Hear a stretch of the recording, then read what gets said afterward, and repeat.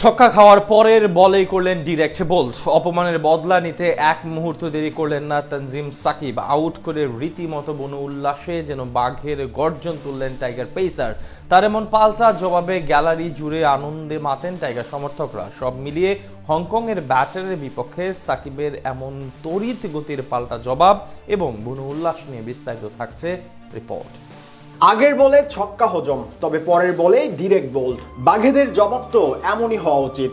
Asia কাপের যাত্রা শুরুর ম্যাচেই প্রতিপক্ষ ব্যাটারকে এবার মনে রাখার মতো এক পাল্টা জবাব দিল তানজিম সাকিব, যেখানে আগের বলের অপমানের বদলা নিতে এক মুহূর্তও দেরি করেননি টাইগার পেসার। রীতিমতো উঠতে চাওয়া ওপেনারকে মুহূর্তেই মাটিতে নামিয়ে বুঝিয়ে দেন নিজের সক্ষমতা। এশিয়া কাপ জয়ের স্বপ্নে নিজেদের প্রথম ম্যাচে আজ হংকং এর বিপক্ষে মাঠে নেমেছিল তিন টাইগার্স। জয় নিশ্চিতের লক্ষ্যে তাই টসে জিতে আগে বোলিং এর সিদ্ধান্ত নেন বাংলাদেশ অধিনায়ক লিটন দাস। এদিন শুরুতেই বল করতে আসেন দলের অন্যতম স্পিন অলরাউন্ডার শেখ মাহাদি, যেখানে প্রথম ওভারে মাত্র 2 রান দিয়ে শুরু থেকেই হংকং ওপেনারদের চাপে রাখেন দলের এই সহ অধিনায়ক। ঠিক তার পরের ওভারেই দলকে প্রথম সাফল্য এনে দেন দেশসেরা পেসার তাসকিন আহমেদ। ওভারের তৃতীয় ডেলিভারিতে তার দুর্দান্ত গতির বলে কট বিহাইন্ডের ফাঁদে পড়েন হংকং ওপেনার আনসুমান রথ। যদিও তাসকিনের আবেদনের প্রেক্ষিতে তাকে প্রথমেই আউট দেননি মাঠে থাকা আম্পায়ার, তবে লিটনের চতুরতায় রিভিউ জিতে ম্যাচে দারুণ এক ব্রেক থ্রু পায় টিম টাইগার্স। তাসকিনের এমন সাফল্যের পর বাংলাদেশ ইনিংসের তৃতীয় ওভারটি করতে আসেন টাইগার পেসার তানজিম সাকিব।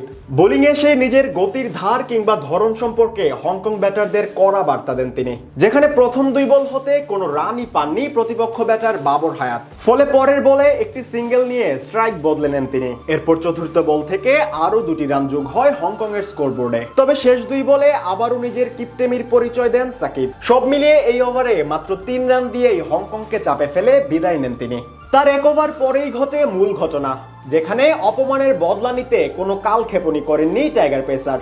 এদিন ইনিংসের পঞ্চম ওভারে নিজের ব্যক্তিগত কোটার দ্বিতীয় ওভারটি করতে আসেন তিনি। আগের মতো এবারও প্রথম 2 ডেলিভারিতে কোনো রানই করতে পারেননি হংকং ব্যাটার বাবর। তবে তৃতীয় ডেলিভারিতে তার ব্যাক অফ লেন্থের করা বলে ঠিকঠাক টাইমিং পেয়ে যান প্রতিপক্ষের এই ব্যাটার। ফলে মিডনের উপর দিয়ে মারেন বিশাল এক ছক্কা, যা উড়ে গিয়ে পড়ে বাংলাদেশের ডাগআউটে। আর এতে হয়তো কিছুটা অপমানিতই বোধ করেন দলের এই পেস অলরাউন্ডার। ফলে মনে মনে বদলা নেয়ার পরিকল্পনাতেই এগিয়ে যেতে থাকেন রান আপ প্রান্তের দিকে।